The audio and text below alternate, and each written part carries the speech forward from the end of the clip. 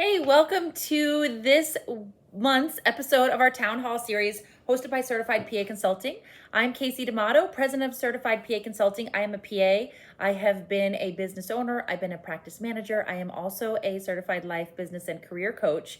And we put out a video pretty regularly to help PAs, NPs, physicians advance their career. So whether it's salary negotiations, whether it's business content, whether it's making career changes, complicated life decisions, we have a big video library, all free. Check out our prior videos, and we put out a new video pretty regularly, typically about once a month. So hopefully our video series help you. We also work with clients one-on-one, and we have some on-demand courses.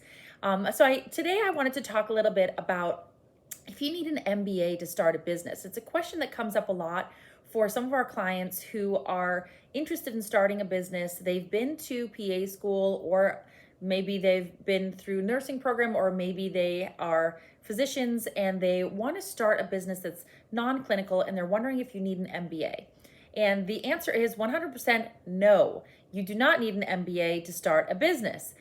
Starting a business, actually, believe it or not, is not that difficult, really. You just need to go out and get your business entity, whether that's your LLC or C Corp. You can talk to your CPA about the right business entity for you, get your insurance in place, and kind of get all those couple of logistics underway, which your CPA or a local attorney can help you with those things. Those are pretty straightforward and pretty quick to actually get your business formed.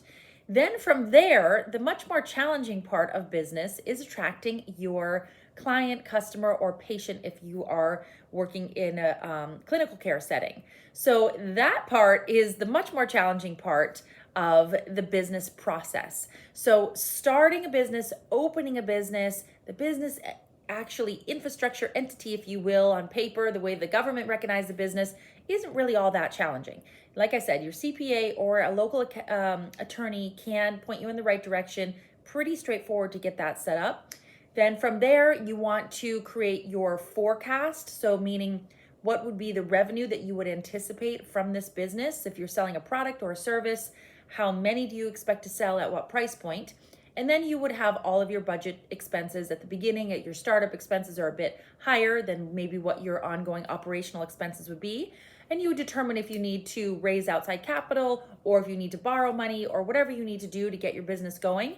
And at the same time, simultaneously figuring out where those clients, customers, or patients will be coming from. And that is the much more challenging part. That's your marketing and your sales. And that's where most people will fall off on the startup business train, because they have a great idea for a product or service, maybe the most amazing product or service, and they start to build it and they're really passionate about it. But then if people don't know about it, or they're not attracted to it, or they don't know how to purchase it, or it's not catching on because it's not the right marketing strategy. So that's really the most complicated piece of business. And what we recommend for most people that have a business concept is to start an interest list online. And that's an easy way to test your concept.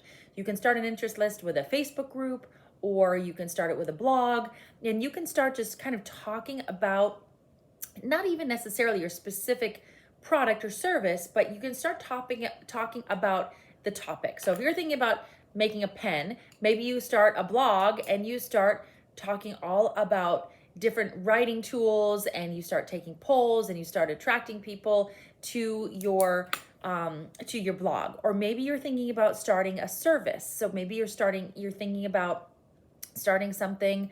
It could be in the medical field, so it could be like a med spa or something like that. Or it could be something else where you're providing a service to a certain community. You can start online by seeing if people are interested, because if you're in a saturated market like the med spa market in many areas, you have a lot of competition. So people may or may not be interested in a brand new med spa. They already go where they go and they like it. So you can start a either website or blog page or Facebook group and see if you can attract people if you start posting articles, educational articles, not medical advice, but educational articles about different types of procedures and things like that, and see if people start following you. Then when you get your business ready behind the scenes and you're finally ready to see a patient, then you announce we're open and people will come. So whether you are developing a product or a service, it's important to sort of test the market and attract your audience ahead of time to see if there's enough interest to justify starting that business, and especially if it's in a competitive market. So that's really important to see how much interest, and if you're not getting enough, what can you do to adjust your sales and marketing strategy to differentiate yourself from what's out there. So if you're not getting enough activity, then differentiate your message, your marketing message, to make sure it's really clear to people how you are different and or better than what's out there, and how do you get more attention, more awareness on your business, whether it's a product or service. So 100%, you do not need an MBA. In fact, if you go and poll business owners in your community, ask them how many people have an MBA, you'll probably be pretty surprised that it might be a much lower percentage than you think it is. So if you want to start a business, you do not need an MBA. You can talk to your CPA about the best entity for you. You can get it formed, get your insurance in place, simultaneously be starting your interest list to see if people are even interested in the, not necessarily your individual product, but just the topic. Are they attracted to the concept and the different areas around your product or service that you can talk about and educate people about? And are people interested in that? Do they want to learn more? Do they send you DMs, private messages, or want to sign up for your newsletter to learn more? Then you know that you're onto something that people are interested in, and they're seeing you as different than the competition. And when you open your doors and you're ready for business, you will have customers, clients, and or patients. So no need for an MBA. Check out our Business Bootcamp program we host at Certified PA Consulting. It's on demand, 4 hours, and it goes through the fundamentals of starting a business. You can check that out. We also work with clients one-on-one if you're interested in starting a business or a side hustle or anything like that, in addition to your primary career, or if you eventually want to transition 100% to business from your clinical career. We help lots of people do that as well. So hope that this short video was helpful. You don't need to get stuck in analysis paralysis. You don't need to keep getting further degrees. Just go out there, do it, test it, refine it, make it better. In business, it's all about testing, tweaking, and improving. And we hope to see you soon. Check out all of our other videos at Certified PA Consulting. We have a big library. We talk all about salary negotiation, toxic personalities in the workplace, navigating complex situations, planning a professional exit, how to get referrals and recommendations.